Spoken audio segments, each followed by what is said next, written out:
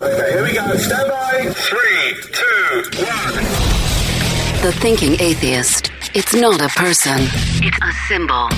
An idea. The population of atheists in this country is going through the roof. Rejecting faith. Pursuing knowledge. Challenging the sacred. If I tell the truth, it's because I tell the truth. Not because I put my hand on a book and made a wish. And working together for a more rational world. Take the risk of thinking for yourself. Much more happiness, truth, beauty, and wisdom will come to you that way. Assume nothing. Question everything. And start thinking. This is the Thinking Atheist Podcast. Hosted by Seth Andrews.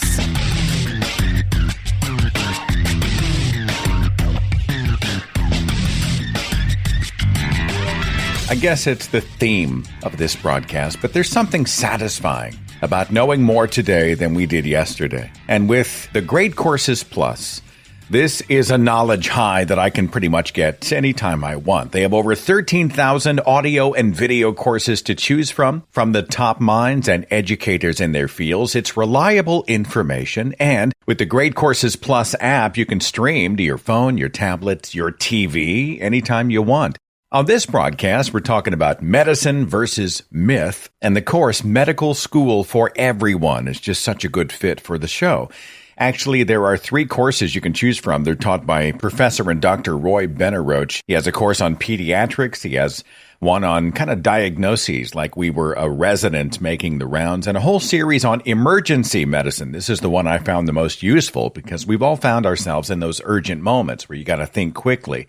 What are you waiting for, my friends? Sign up for the Great Courses Plus today. Start your 14-day free trial. And for a limited time, my listeners can save 20% off the annual membership. But this is only available through my special URL. Go to thegreatcoursesplus.com/Seth. Don't forget, thegreatcoursesplus.com/Seth.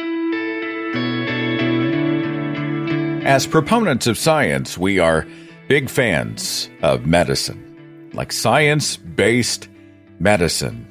But out there in the white noise of our culture, there's so much pseudoscience, bad information, hype, which is the title of the latest book from my special guest, Dr. Nina Shapiro. She is the director of pediatric otolaryngology and a professor of head and neck surgery at the David Geffen School of Medicine, UCLA.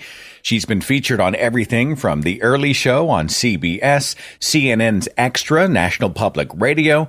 Her work has been published in everything from the Wall Street Journal, the LA Times, Prevention, so many others. Her books include Take a Deep Breath, which is a guide for parents. She's written a couple of books that are targeted specifically to educating pediatricians, those in the medical field, and then one for all of us. It's called Hype, A Doctor's Guide to Medical Myths, Exaggerated Claims, and Bad Advice. How to Tell What's Real and What's Not. Dr. Nina Shapiro, thanks so much for being here.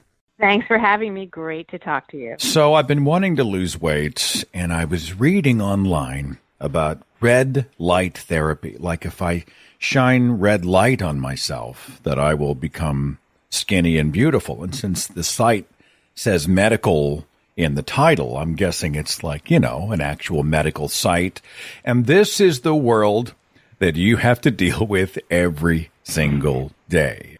I thought it was purple light, actually. I think there's the problem. It may be. If you were doing purple light therapy, kind of a fuchsia. You would be a shadow of your former self. Exactly. Fuchsia light. There you go. I mean, like I've heard about light therapy used for depression and other things. You get into blue light and all that. But yeah.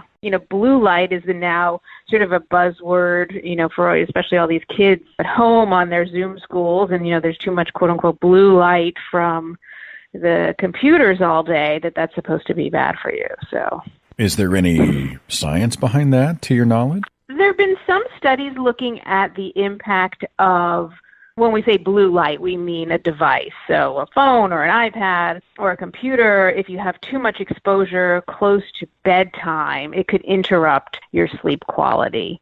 But then they started, because now everybody is on computers, there was this whole rage of, blue light glasses that if you wear these special glasses that will filter out some of the blue light, that will all magically disappear. So what people do is they'll take a grain of truth and make it into a whole pot of rice to make it into this is the be all end all. So there is some truth to blue light, but it's not it's not the answer, and it's not certainly the source of all things evil. Well, I didn't mean to digress too much there on the blue light, the fuchsia light. We can talk all color lights. No, but after I'm reading your book and you start out by setting the tone, you're like, we live in the world of all these Googleable health websites. And I was curious, so after reading, I went online and I started Googling various health subjects. One of the top offerings in my search engine was Everyday Health. It boasted trusted sources, like it had celebrity endorsements from people like musician Randy Jackson from American Idol. Apparently he suffers from diabetes, so he was offering his advice. We had Dr. Sanjay Gupta from CNN. We had fitness trainer Jillian Michaels. They're all on this website. It's a sexy-looking site, right? A whole lot sexier than cdc.gov/whatever. And so we see the science versus celebrity culture again rearing its head. You've done battle with this monster, have you not? I have, and it is a never-ending battle. And some of the some of the doctor celebrities, or some of the medutainment, as they call it, there is some value to it, and there is some truth to it. And if there is a good person behind a health claim, it can be helpful. The problem is that it is so tainted with sales and marketing and advertising and products that you lose the value of the information, declines precipitously in sites like that. Even if there is some valuable information, it's all one big business to sell products. So if you're in, I don't know, your office or a hospital patient room or something, and somebody walks in and they printed off something from WebMD, how does that work? How does that make you as a physician? How do you react to that? I used to take a little more concern when people would bring me information from outside. And now, if it's something like WebMD, which is on that sort of cusp of genuine, pure information with a little bit of exaggeration, I will look at it. The thing about something like WebMD, or WebMD in particular, is it does have medical information that is real. The issue is it's not meant for physicians. It's meant for non-healthcare people. So it will give you a little piece of information, not necessarily the whole story. So people tend to hold on to these little pieces of information, parts of the truth, but in part there's some truth to that, but it just gets twisted into whatever they're wanting to find. So, for instance, if there's a complication from a vaccine and it's put on WebMD and that complication really did happen, you're not necessarily going to get the whole story. Well, that's a causation correlation issue that I know you address in the book. Someone gets the flu shot, the flu vaccine, and I got immediately sick, and I know it was the vaccine. I know the flu shot is what caused it. I'm never going to get a flu vaccine ever again. I know that this is a challenge for people in the science community who are definitely faced with what has been cultivated as kind of a fear culture, especially in the last 5 years, right? Right, and especially in the last 1 year. I never get the flu except when I get the flu shot. I've gone a whole year without getting COVID, and then I got the COVID vaccine, and then I got COVID. So it's, a really, really dangerous time for any sort of vaccine hesitancy right now, because people are putting too much cause in something that is, complete correlation. Well, I mean, not to interrupt, but if somebody got the shot and had a reaction and 100,000 other people were just fine, it's the one who had the reaction that's going to make the headline, and that becomes weaponized by the merchants of disinformation. It does, and it's very enticing. And, it's the science behind something like that is that if you get the vaccine, you're not protected a day later. You're not protected 2 days later or even 10 days later. So in what we're seeing now are a lot of people who are getting the vaccine and they're still in the window of potentially being exposed and sick. They can get COVID even 3 weeks after their first dose because they weren't protected enough from the vaccine because it hasn't really taken effect yet. Well, you're on the front lines in the medical community. Have you gotten the vaccine? Are you set? I got the vaccine, I didn't realize how early it was. I think I got the vaccine in the first week that it became available in this country. So, I mean, are satellites flying over your home now? I mean, has Bill Gates showed up with his tracking devices yet? You know, I'm actually not on a phone. I'm just speaking through the 5G through my head because I did have this implanted transmitter. It's really, really, really Dr. successful, Shapiro, obviously. how does this happen? I am amazed at otherwise what I would consider to be really reasonable, intelligent people who have gotten caught up in this, don't get the shot, you'll grow a second head, you know, or it's part of an evil world order cabal of whoever that wants to take over the planet. I mean, how does this happen? You know, the conspiracy culture is just insidious. We've got 30% of Americans, 30%, who say they will not get the vaccine. 30% of healthcare workers will not get the vaccine. Which is even more terrifying. Yes. Well, okay. How does that happen? Let's start there. How does that happen? There's, as I said, there's always a little grain of reality that's exploded into falsehood. So, for instance, this whole idea of you'll grow a second head or you're going to have an ear coming out of your forehead is because there is this idea that it's going to alter your DNA. And the reason that became an issue is that because people heard the word mRNA, and that sounds a lot like DNA, just when you are in conversation. And if you're not up on your college or medical school biochemistry, and there's no reason anybody should, mRNA is not DNA, and this vaccine does not go into the cell nucleus, so it's nowhere near your DNA. But once people heard those words, even if we say it's not DNA, they say, oh, well, you say it could be DNA then. People twist this into this falsehood. The issue of the 5G came about when Bill Gates said that he was thinking about having like a digital ID card, meaning that, you can have some sort of identification, almost like a barcode, that you've had the vaccine, if we're going to be considering that to travel as a sort of a passport or a safety measure.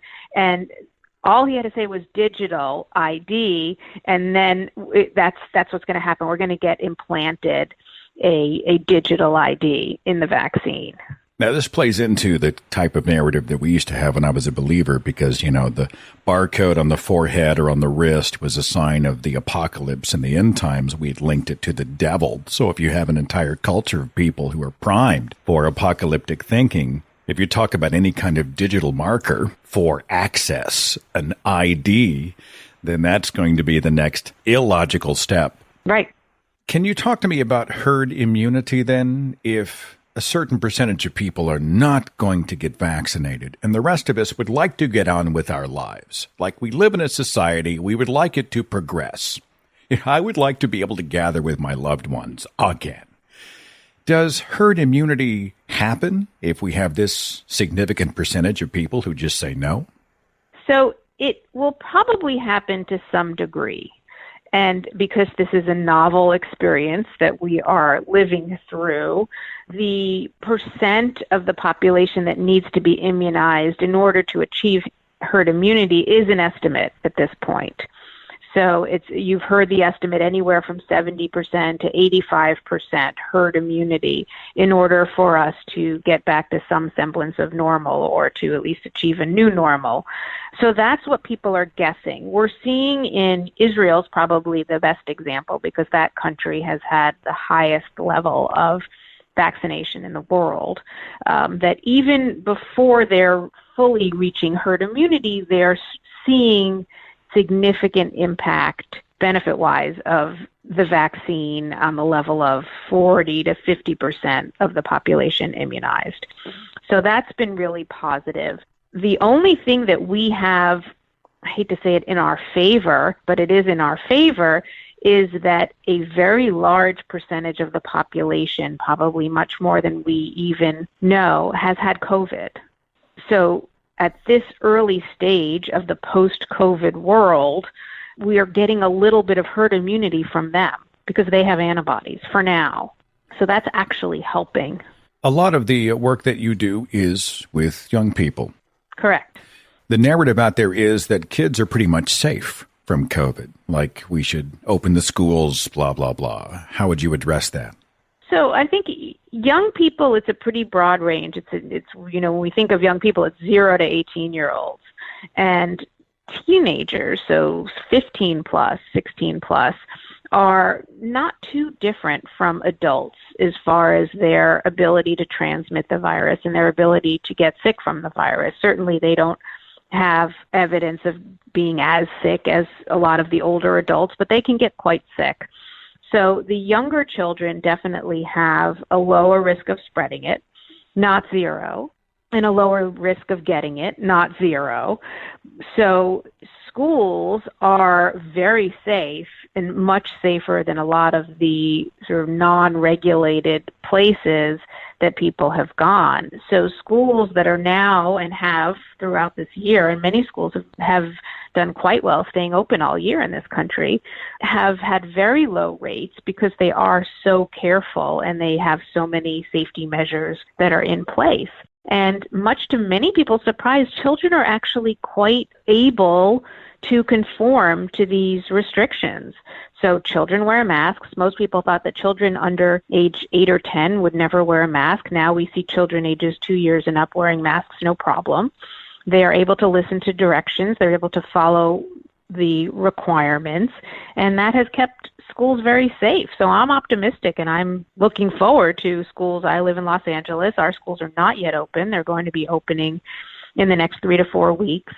And I'm optimistic that it's going to go actually quite well. It must be interesting for someone who is spending hours upon hours in surgery fully masked, listening to people talk about how they can't breathe in masks. You would have a lot of dead surgeons on your hand if that were an issue. I mean, not only are we wearing masks, we're wearing masks in general in a very tight environment with, there's okay circulation, but, we don't have our windows open in the operating rooms. We're under hot lights. Oftentimes we have 2 masks plus a headlight plus goggles plus a face shield. It's not new to us. So, the notion of I'm going to suffocate and I'm going to retain carbon dioxide and my oxygen is going to drop, I think that was hopefully debunked pretty early, although people still have these subjective complaints. And a lot of that is just feeling claustrophobic, a little anxiety. But, there's no evidence and no medical or scientific evidence that a mask is going to cause any problems. It gives you a little bad skin, gives you, what do they call it, maskne. Yeah. But that's just for those N95s that we wear, I think. Okay, before I finally jump into your book, I have one last related question. I had read a statistic, and you can tell me if you've seen this out there, that with everybody or a significant number of people wearing masks, we've seen a tremendous decrease in cases of the flu. It is remarkable. We've seen almost no flu. I mean, not zero, but as close. This is a remarkable year. I hate to use the word unprecedented. I'm tired of that word, but I'm finding a new one. Remarkable, unprecedented, that we are not seeing the flu. We are not seeing common colds. We're not seeing much of any respiratory illness in general that we would normally see in a winter season. So masks have had added benefits that we weren't planning on, especially in children. Children are notorious for spreading bugs and germs and getting sick all winter and getting their parents sick and getting everyone else sick. And that's been extremely low this year. I wonder if we'll end up sort of metamorphosizing as a society to be a little more like Japan, where they wear masks quite often and as a result avoid some of these sort of flu-like issues that we have. I think so. I think, a lot of people are asking, so when are masks going to be gone? Is that going to eventually fade out and we can go back to not wearing masks? And I think the answer is yes, they will be gone at some level. But I agree. I think that we may wear masks in the winter months, or wear masks in public transportation in the winter months, or if you have a cold, you wear a mask, and it'll be sort of common decency if people have such a thing. So I think we may incorporate them into our world, and then I think that'll actually be good. I think doctors' offices may require people to wear masks when they come to the doctors or visit somebody in the hospital. I mean, it makes sense. I saw a meme online that said, if you're kind of a funny looking person, but you have great eyes, this is your season, right? I mean, the mask this is your destiny kind of thing. It's perfect. It's perfect. And it's funny because a lot of my friends, and, because we've been obviously working and wearing masks, we're very focused on our eye makeup more than ever before. That's your only chance. Almost kind of You don't have to worry about lips. No lipstick, no, just maybe some chapstick if your lips are dry, but it's all about the eyes. Let's talk about the book. It's called Hype, A Doctor's Guide to Medical Myths, Exaggerated Claims, and Bad Advice. How to tell what's real and what's not. Dr. Nina Shapiro, how do you handle the "it worked for me" arguments? And here's an example. So I injured my back, typical middle-aged stuff. I end up in physical therapy. And amid all the other stuff that he was doing, he recommended dry needling. So they take these long needles and they jam them into the muscles of my back. And I'm a pilgrim in a strange land. I don't really know what's going on, but what the hell, let's give it a shot. And I came back and started finally doing some digging on this. And I didn't discover much, if any, real science behind it, but a ton of people said, oh, I did it and it worked for me. And so in the culture of personal anecdotes, I tried this, I tried purple light therapy. It worked for me. How do you approach that? Well, if it's a patient asking or if it's a friend asking, there are a couple different levels. So the one is it worked for me and it's harmless. Didn't hurt you, didn't hurt anybody, you got better. Great. So a lot of this nonsense or this alternative or complementary stuff that's not necessarily nonsense, but is not necessarily grounded in any sort of science. If it works for one person and it didn't hurt anybody and they don't mind the extra expense, because it's usually a financial cost as well, it's usually okay. But the problem is when people say it worked for me or it didn't work for me, if it's something that's actually helpful, then it gets a little bit dangerous because it's based on nothing. And it can hurt other people. So, I didn't get the flu shot and I've never gotten the flu. That works for me. That's dangerous. Or I haven't gotten COVID and I haven't worn a mask and that works for me. So I'm not going to do it. That gets dangerous. So, I think a lot of this stuff that is a little bit out there is preying on people who have pain, is one of the most common reasons that people would seek out alternative therapy. And it preys on your fear, it preys on your pain, and it is very, very seductive, and it is very effective. Aren't people kind of vulnerable when they're desperate? They're grasping for hope. There's a young woman in my circle. She's not even 40, diagnosed with stage 4 esophageal cancer. And she's trying to eat her way through the cancer. And, she distrusts what she calls Western medicine. I think what you and I would just call medicine, right? Medicine. Because I think in the East, they're practicing the same medicine that doctors are practicing here. But in her mind, pharmaceutical bad, natural good. I'm going to eat kale and drink juice. And this then distracts her from science-based treatments, and it's probably making somebody else rich. It's brilliant. And it does, as you said, it preys on fear. It preys on the vulnerable. It preys on people's pocketbooks. And people will literally spend their final savings for themselves and for their families on these health spas, wellness centers that will claim to cure them or rid them of their ails. And it's dangerous. It's illegal. And, if you look closely at a lot of these places that are claiming to, cure you of your cancer using, a vitamin or, a sauna or a kale supplement. A lot of the owners and purveyors of these have lost their medical licenses, have multiple charges against them. If you dig a little deeper, then again, because of Google, it's pretty easy to find, but you can't see it from their beautiful website or from their spa. So it's very effective and it's very dangerous. And I think people really, when they don't have an answer from medicine, we'll just call it medicine, not allopathic or Western, it's just medicine, they will find something that will give them an answer, even if the answer is fake. I've seen people leave the country and they go down to like freaking Tijuana, where they're doing coffee enemas and whatnot, and they're paying tens of thousands of dollars because they believe that these procedures, really unregulated procedures done without much accountability at all, they're going to save their lives. And I'm interested in how they only hear about the success stories, and the success stories are coming from the people who are selling the treatment. You know what I'm saying? It's like a casino. They never broadcast the losers on the big digital marquee. It's only the guy who rolled the dice and won $10,000. You're familiar with these sort of hole-in-the-wall places in other countries? Sure. In other countries and in our country. And, you don't have to go to you can come to Santa Monica for a coffee enema. No thanks. I'm out. That's Gwyneth Paltrow. That's her area. What's that supposed to do? I mean, what is coffee in that part of the body? So helpful.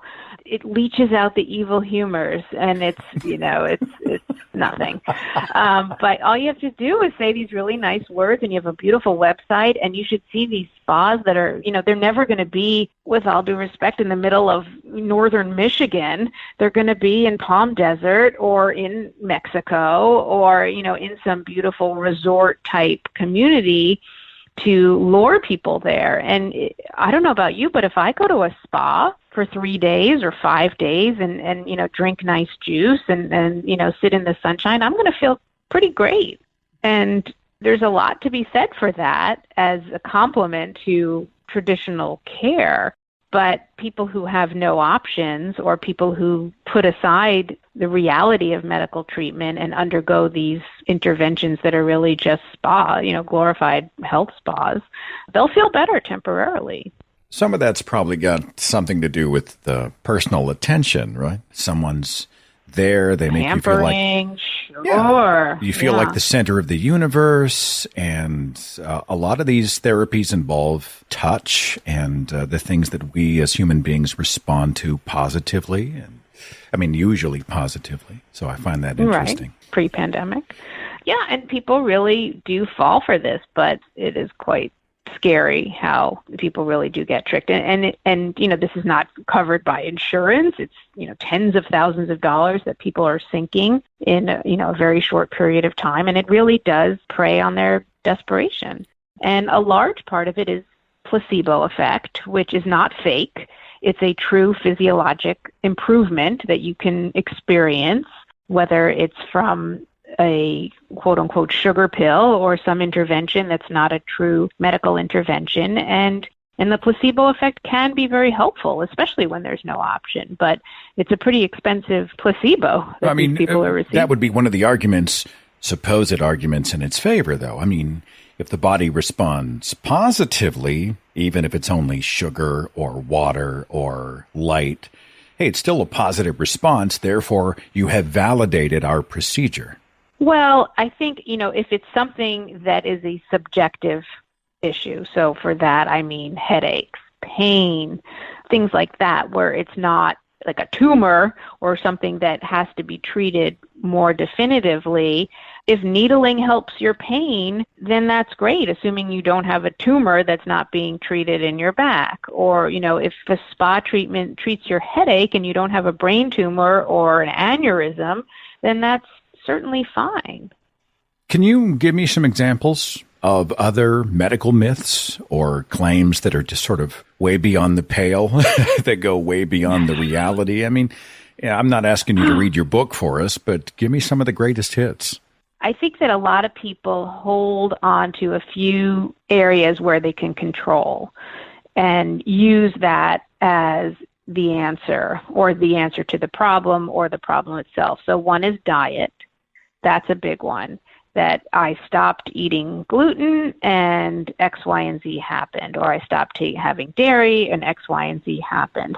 And, certainly it's everyone's diet is very important, and it's important to have a healthy diet depending on who you are and where you live and your age and your health status. But people put so much emphasis on it and how it impacts every other aspect of their life that it becomes all-consuming, so to speak, and exaggerated. And that's, one of the things I sort of try to emphasize in the book is that there's not a lot of what people think and do. It's not that it's wrong or it's bad or it's just, terrible, but it's exaggerated. So certainly dairy can have some little bit of issues, but it's not necessarily the evil of the world. And, same for gluten, unless you are truly gluten intolerant or have celiac disease, which is a disease where you can't digest gluten. But people put so much effort and emphasis on their diet being the answer to every health aspect that, I find that kind of interesting. And they spend a lot of money and time and energy paying people to help them with their diet or going on certain diets and these fad diets that are never going to be long lasting. And, it's a big, big business. That and supplements. Supplements are another one. And that came about big time in COVID, that if you take, high dose this, high dose that, come to a vitamin infusion center, that's going to protect you from COVID and treat your COVID. And, certainly it's important to have vitamins in your diet, but they are not going to fix everything. I've made so many trips to the grocery store. You look at the packaging, non-GMO, gluten-free, right? On almost everything. And, of course, the GMO question brings us back to the whole vaccine thing. People are worried. Well, genetically modified means it's frankenfood. And I'm thinking to myself, when did we get there? The point where natural good, modified bad, sometimes they're modified for the better. I would absolutely agree. A lot of the genetic modification is to, for instance, minimize need for pesticides. Well, that sounds pretty good. Or maybe it'll have more concentrated vitamin content, or maybe the food will be more prolific so it will feed more people. And there are a lot of hungry people on this planet that need food and can't get it. So there's a lot of benefit to genetic modification. I think it gets mixed up with processed and chemicals and preservatives, and that all equals bad. But, some of the genetic modification has actually made food a lot healthier and a lot safer. Isn't everything chemical? Yeah, chemical, it's a funny word because hydrogen is a chemical and water is a chemical. H2O is a molecule, and those words become mixed with quote-unquote bad chemicals or unhealthy chemicals. But yes, everything is a chemical and everything is an ingredient. I think that, people get a little bit mixed. And again, the packaging, as you mentioned in the grocery store, the front of the package, which is what the sellers want everybody to see, is much less telling than the actual list of ingredients and list of nutrients and how much is really beneficial in it. But the marketing stuff on the front is really it's just marketing. It looks so healthy. There's a 70-something-year-old farmer and he's in his cornfield and the sun is shining on the box. And that sounds really wholesome to me. And that's the kind of stuff. Sold me, yeah. All right, my friends, we're just getting warmed up. We've got many more medical myths with Dr. Nina Shapiro coming up next. Hang on.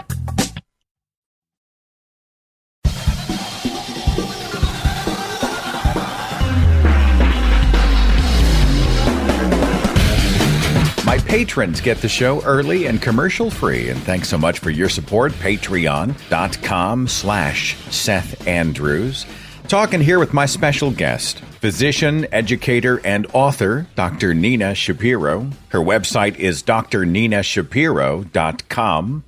Give me some other examples if you have them, medical myths or exaggerated claims. I think vaccine, I still will go back to vaccines because that's really the issue of the moment, the exaggerated claims of vaccines causing problems, vaccines causing autism.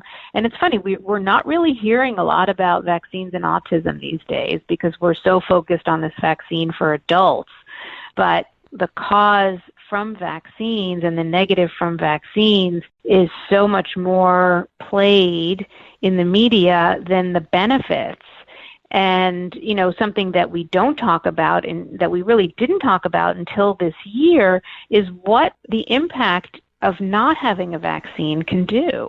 And we've seen that in the last 13 months, what not having a COVID vaccine can do to this planet and what having a vaccine can do.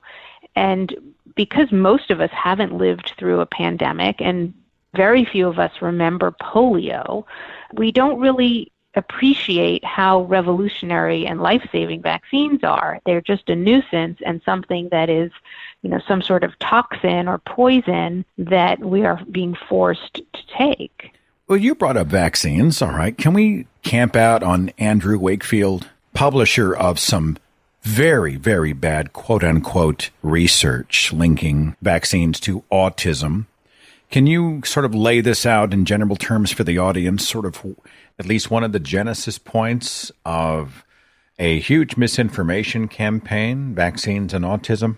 Sure. So Andrew Wakefield did a very small study looking at children who had an issue with their intestines, and part of the measles vaccine was thought to trigger a reaction, a gastrointestinal stomach reaction, an intestinal reaction that led to and propagated developmental issues, which were not even called autism at the time. And then all of a sudden it became an issue that this vaccine was triggering developmental issues. So even if that were the case, it was a very small study. But not only that, the study was falsified. The data was not even real. So his study was pulled from a very reputable journal, The Lancet, and we actually, I can't remember the date, but we in medicine celebrate Retraction Day every year. Really? As sort of, yes, an homage to the journal that was smart enough to retract it and not just write an editorial and say that this, the data was not accurate. They pulled it from their journal. So, and then he lost his medical license. So he's really, not a credible source. He's very charismatic and has very, very powerful people on his side and, continue to support him. There have been movies made about him. Del Bigtree is a producer who made a movie sort of supporting Andrew Wakefield's ideas. Jenny McCarthy, a well-known comedian, and she's actually quite funny and a good actress, had a child with developmental disorder and attributed it to vaccines. So she was a big supporter of Andrew Wakefield. And, so he has some very powerful people, and that has continued into a whole area, groups of people who believe this stuff. It's almost like inertia has taken over. It's the headline gets all the press, the retraction gets buried on page 20, below the classified ads. Then you've got this quote unquote documentary out there like Vaxxed, and people who are already primed for fear and conspiracy, they just latch right onto it. And then when you bring the retraction, they're not all that interested. And that's got to be frustrating. Right, because then it was, those scientists, they just pulled it because, they don't want him to get all of this notoriety. And they're just these scientists that don't really know what they're doing, and they're, they're getting funded by pharmaceutical companies, so of course they're going to pull it. So, the lack of trust is astounding, when it comes to doctors and researchers. Talking here with Dr. Nina Shapiro, let's talk about homeopathy. This is an interesting one because, as I understand it, and I've talked to people like the late James Randi and others who've done experiments on stage with homeopathic medicines. I'm using that word loosely, but the more diluted it is, the more effective it is. Can you take us into this little sandbox, Dr. Shapiro? Right. So homeopathy was developed in the late 18th century by a man named Hahnemann, and there's actually a medical school named for him in Philadelphia, Hahnemann School. And the notion was exactly that. If you take a little bit, a tincture, a tiny bit of some sort of material, it will actually cure the issue. So in some ways, that starts to sound like a vaccine. So you take a little bit of a virus and you inject it, and then you get a little bit of reaction similar to the illness, and it prevents it. So a lot of people who are anti-vax say, well, how could you be against homeopathy? Because that's how vaccines work. And it's really not the case. Homeopathy really is nothing. There's really very little in any of these potions that will do anything to you except potentially harm you if it's a really dangerous substance and it's given, in too high a dilution. But it's placebo is what it is. Those who talk about alternative medicine as opposed to medicine sort of talk about it like Robin Hood, going up against the man. And I just found this really bizarre, considering that alternative medicine and the health and wellness industry is like a multi-billion-dollar industry. I think it's in the trillions. I think the wellness industry in and of itself is in the trillions.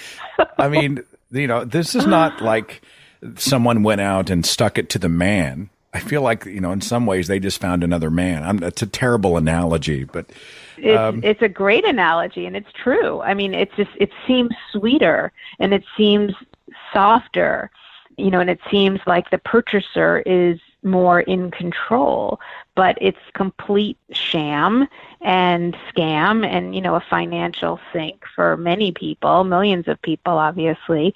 But, it just feels nicer. It feels cleaner that, people are really more apt to that, especially if they've had something that hasn't responded to medicine, or if they have a chronic issue that hasn't responded, and then they engage in some sort of alternative practice and they feel better.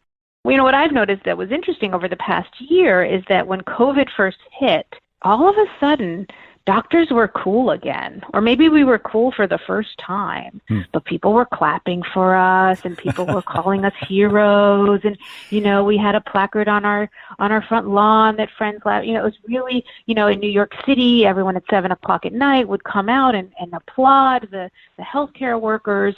And nobody was, the alternative medicine folks were pretty quiet because they knew they had nothing on this COVID thing.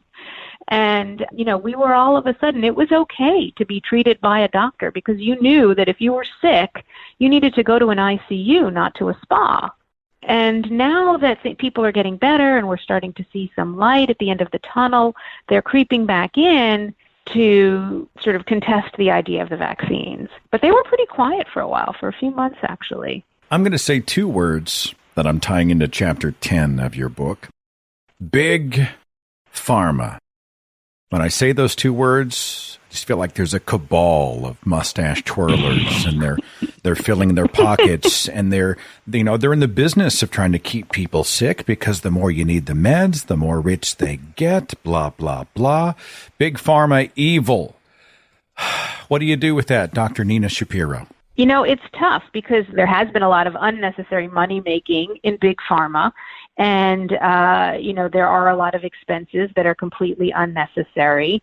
But when it comes to, marketing, for instance, is a huge, you just have to watch one network television show to learn about every single infection that you're going to get from your rheumatoid arthritis medicine. Ask your doctor if medicine X is right for you. Yeah. Yes, and you could die and get a tumor and have a horrible fungal infection, but take this medicine.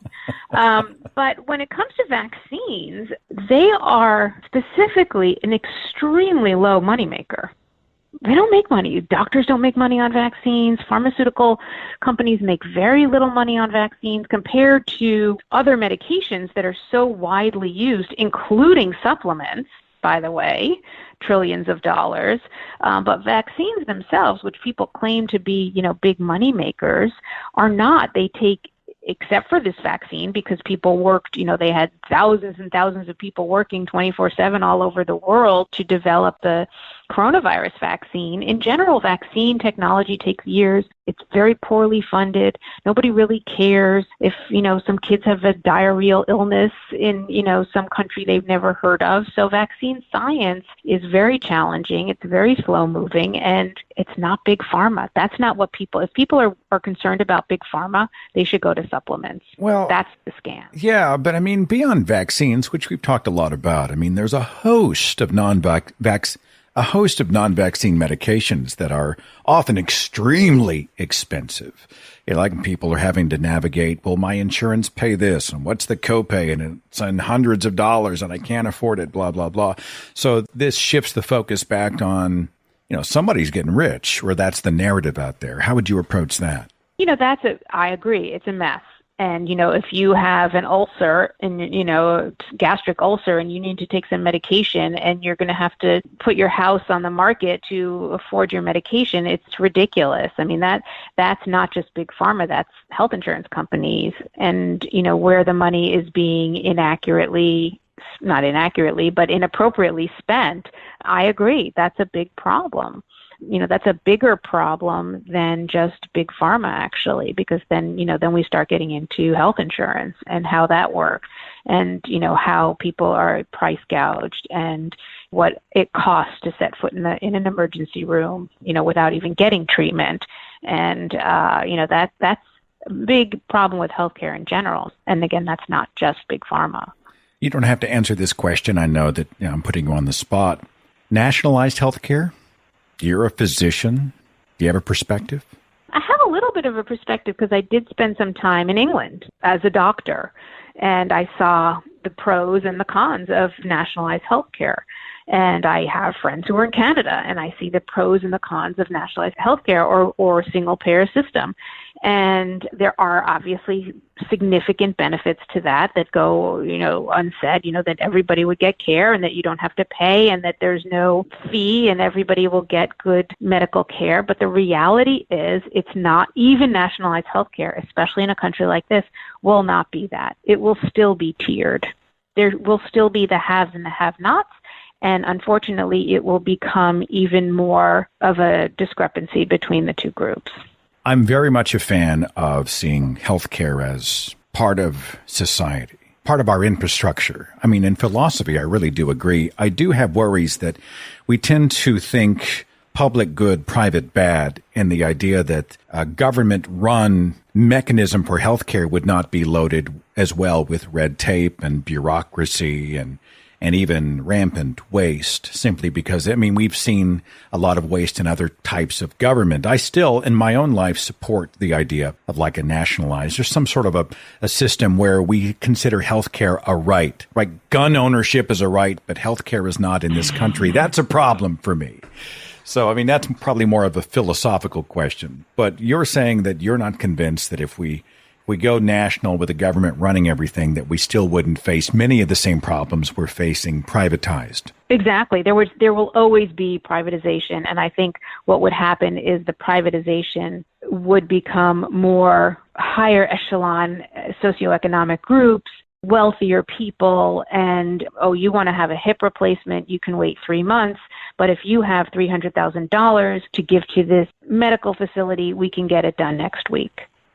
Well, it's going to cause more, in a country like ours where we are a capitalist country and the socioeconomics of, healthcare access and healthcare disparity are as drastically unfair as they are now, I think it would become magnified, unfortunately. We could do a whole show on that. I didn't mean to digress too much. No, good. Any other, medical myths, anything that's floating around out there that you think should be addressed? Well, masks are, what people are talking about now are really, how do we get back to life? Do we need masks? Are masks nonsense? They told us there was nonsense, and then they told us it wasn't nonsense. Where is the truth in that? I hear a lot of people, still thinking that masks are a waste. So that's interesting. I think that's going to continue to be debated even after we have herd immunity from COVID. Marijuana is a very interesting issue going on currently, at least in my part of the country, legalized to some degree. It's still very, very stigmatized. So people are very comfortable telling their physician how much alcohol they drink or how many packs of cigarettes they smoke, but are very, very uncomfortable mentioning if they use marijuana, whether for medical or for other reasons. So that's kind of an interesting twist. As we see, though, the ubiquity of weed in the United States, I do find it ironic that we have for so long allowed alcohol, we don't even blink. Everybody loses their mind about recreational drugs like marijuana. I myself have a hard time sort of differentiating the two. As a physician, do you have that discussion? We do more so now. Again, I take care of children, so yeah. Well, I would hope that's not a problem. Maybe the 18, 21-year-olds. Yeah. And then the others just don't say. So, but obviously I talk to friends and parents of my patients, and, I think it's it's still more socially acceptable to drink alcohol in public, share alcohol. Alcohol is just part of our culture as a social entity, and marijuana is still considered either a medical intervention, which is being more accepted, or something that is used by, teenagers who are sneaking around, during lunch period in high school. I think it still has that connotation. It's going to take a while. It may take another generation, the upcoming generation, the Gen Z, to, I'll say normalize it, but to destigmatize it. Can you help me understand, like, the CBD thing? People are giving their pets CBD oil. Have you dipped your toe into that? Can you speak to it at all? I think, a lot of that, you can buy it at the airport, you can get it, it used to be like, oh my gosh, I found a pot shop, and now it's just, you go to LAX and they have it in the kiosks, and, I think that's a little bit of hype as far as is the science there? Anybody. I don't know. It's a pretty soft call. Some parts of marijuana are really good for nausea and for relaxation. That won't necessarily get you quote unquote high. But, the CBD oil, I don't know if there's any evidence of benefit to your dog or, to your pasta more so than extra virgin olive oil. Maybe there is, but I think, most of that at this point is, a little bit of just a very seductive, very smart marketing tool at this point. It's probably not dangerous, but, the actual benefit that they're claiming is probably quite exaggerated. You said something interesting. Some would consider scandalous. Other people would consider heaven sent in your book when you say that, you may not need as much exercise as everybody says you need. I've always heard like 30 minutes a day, strenuous exercise, or 3 times a week, and then drink a gallon of water.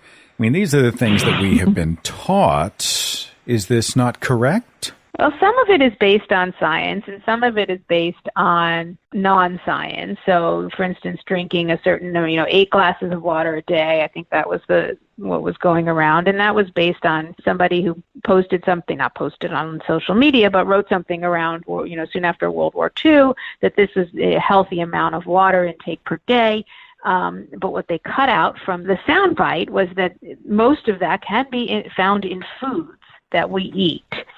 So most foods, even if they seem quite dry, have a very, very high water content, and that counts as water intake. Most fruits and vegetables are about 90+% water. So if you eat, a fruit or a vegetable, that's like having 2 glasses of water or 4 glasses of water. So you don't necessarily need to, you see these people with, used to be the portable water bottle was a new thing. Now you see these portable water coolers. It looks like the size of what people flip over and have in the office, these like 1 gallon things that people are supposed to drink all day. I think a lot of that is to, make you feel full, so maybe you won't eat as much, so it's sort of a diet. But, if you ask a kidney specialist, if you need to do that, they would say, what, you don't trust your kidneys? Your kidneys will figure out when you're thirsty, and that's fine. That's how our bodies work. We don't give our internal organs enough credit. But don't we drink a lot of water so that we can detox? I don't know how many people I've heard say, well, I need to flush the toxins out of my system, and I do that through food and water and maybe sunlight and exercise. Toxins? Or coffee enema, that does it too. Right, so we have toxins in our body, and that's why we have kidneys and intestines. It's pretty cool. And we have sweat glands. Wait, I can't detox? Like if I do a regimen, I'm not detoxing. If I take a supplement, I'm not detoxing. How do we approach these claims? They are claims. You are not detoxing. And again, a lot of people will say, I feel great after I did my juice cleanse detox. And, you probably do, because a lot of that stuff is pretty healthy, but it's not necessarily going to do anything physiologically long term or even short term. So, there's a fair amount of nonsense to that. I look forward to the hate mail that you're going to get in your email inbox for saying something like that. I mean, as we get close to the end of our discussion here, Dr. Nina Shapiro, what kind of feedback are you getting? You're probably getting some hate mail, or at least people who are saying that you're wrong. I don't know. What's the temperature? Oh, I have gotten a lot of hate mail. It's actually interesting to see what really triggers people, because I'm active on social media. I'm a contributor for Forbes, and I, write this book. So, I say what I feel, and I feel like it's based on science and evidence-based medicine. And I get a lot of, it's interesting. I would say probably the harshest hate mail I ever got was about something I wrote about alkaline water being a waste of money.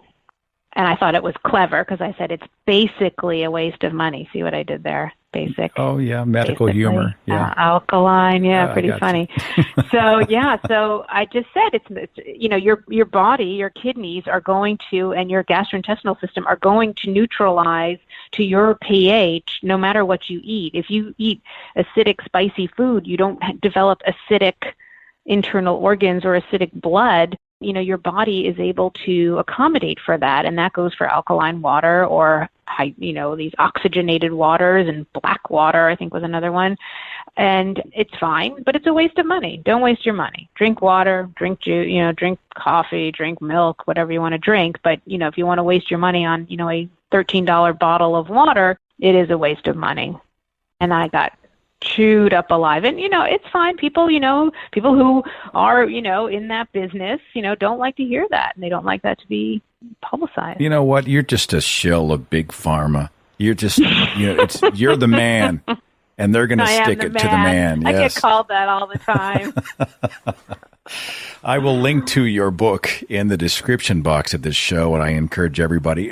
Not only is it hugely informative and well-sourced, but it's also a fun read, which is not often the case with medical texts, Dr. Shapiro. A lot of that stuff's really eggheady and thick. I mean, it's loaded with information, but we civilians tend to glaze over. But your book seems to be written for people like me, and I really appreciate that. If you were to sort of, pitch it, sell it, sum it up, if I could get you to talk about why it's a book worth reading, what would you say to the audience? I would say that this book, Hype, is a way, it helps people navigate the breakneck health information that is coming at us on a daily basis. It gives the reader tools to help decipher what they're hearing, what they're reading, how to check their sources, how to check the sources of their sources, no matter what the topic happens to be, if it's supplements or diet or vaccines or internet health information, or how to assess what's a good doctor and what's not a good doctor for you. So it really just provides the reader tools to navigate our voluminous information coming at us every day. The book is called Hype, A Doctor's Guide to Medical Myths, Exaggerated Claims, and Bad Advice, How to Tell What's Real and What's Not. Dr. Nina Shapiro, at 7 o'clock tonight, I'm going to go out in my yard and just clap my hands and give you the applause like the people in New York are doing for the medical. Thank you. A hero. Dedicated to our medical heroes. You are always such a great guest. All success with the book. And I look forward to talking again on the show. Thanks again. Thank you. Have a great day. Follow The Thinking Atheist on Facebook and Twitter for a complete archive of podcasts and videos, products like mugs and t-shirts featuring the Thinking Atheist logo, links to atheist pages and resources, and details on upcoming free thought events and conventions. Log on to our website, thethinkingatheist.com.